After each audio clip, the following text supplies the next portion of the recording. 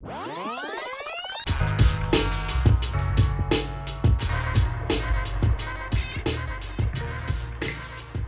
I'm going to be talking about A Bewitching Revolution, which is a video game that was released in 2019 from Colestia.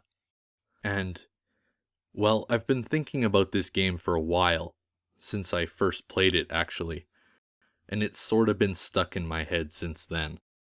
So I have some things I want to say about it, but basically the long and the short of it is, I think A Bewitching Revolution is one of the best little games I've played this year. But anyway, I want to talk my way through this. So first, let me describe the game before I get ahead of myself. And then I'll talk about what I want to talk about.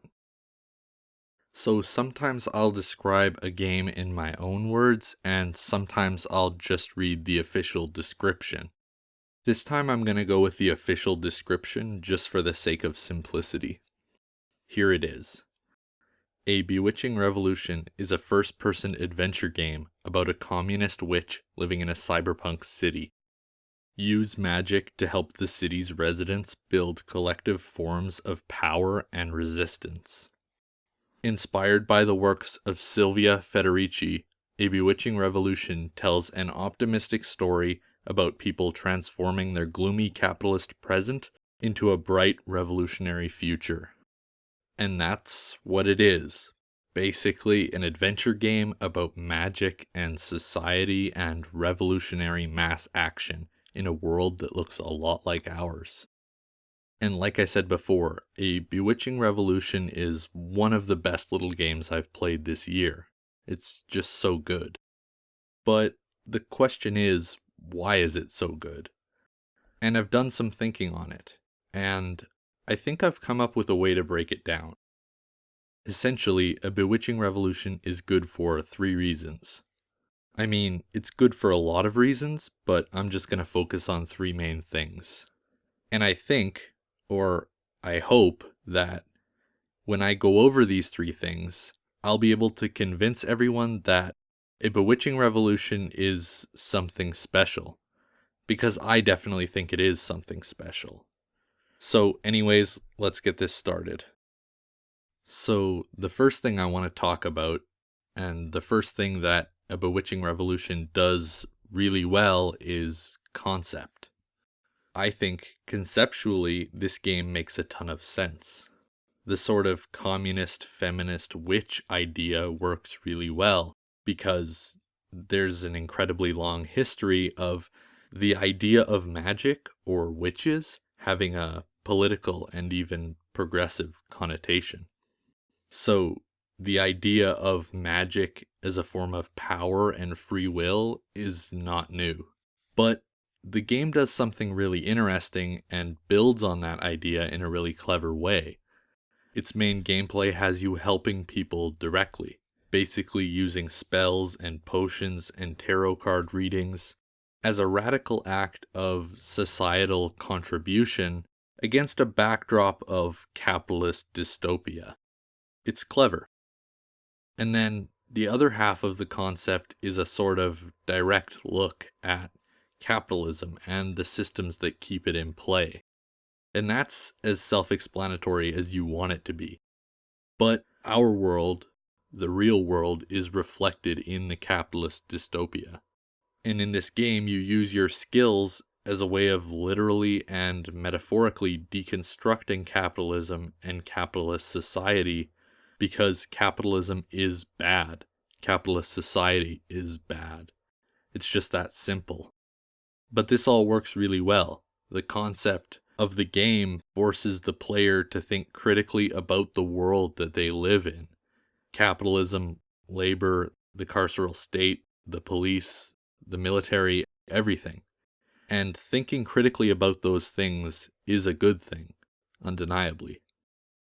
The second thing I want to talk about, and the second thing that A Bewitching Revolution does really well, is the way it relates its concept to the real world.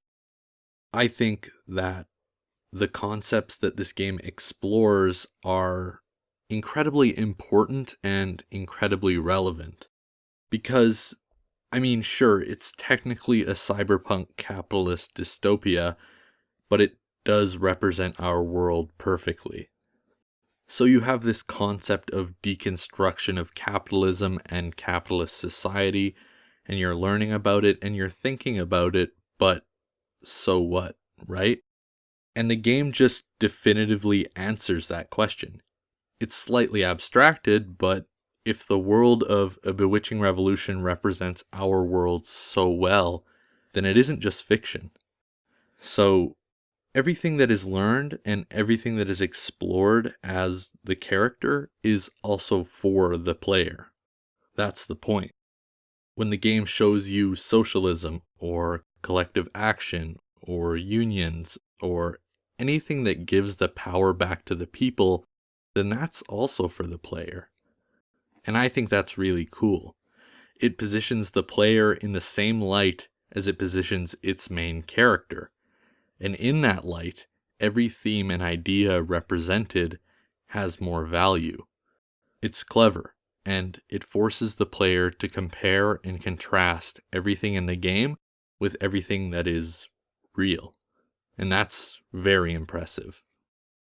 The third thing I want to talk about, and the third thing that A Bewitching Revolution does really well, is accessibility. And accessibility is very important because, well, let's say you want to learn about some of the concepts this game explores.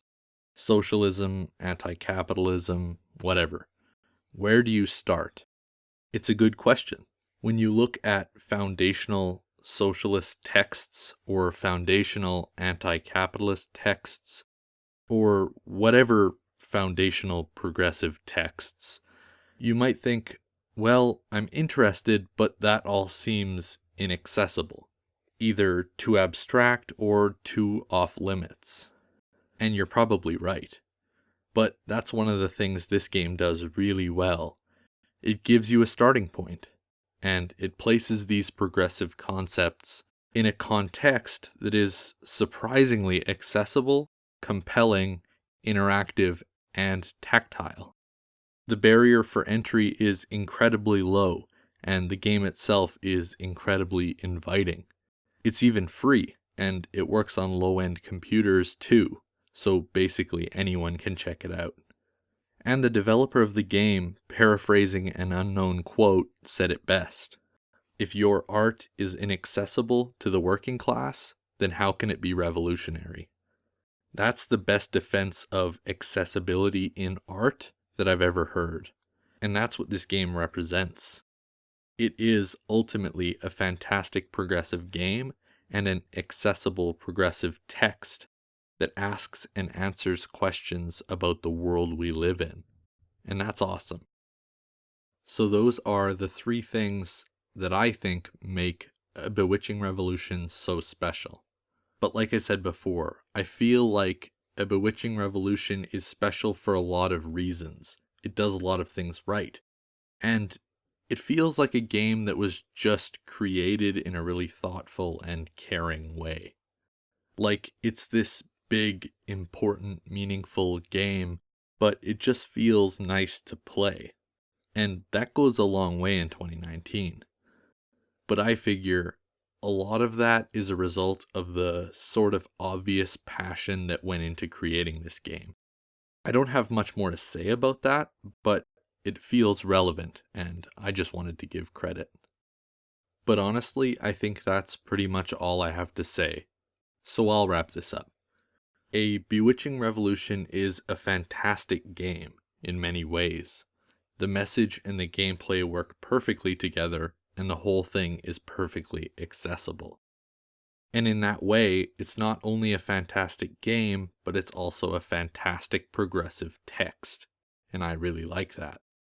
I also think that it's a great example of overt politicality, both in narrative design and game design, which I also really like. And it's just a really thoughtful and memorable game overall. I guess what I'm saying is, I'm just a big fan of everything that A Bewitching Revolution represents. It's definitely something special, and I just think it's important in a lot of ways.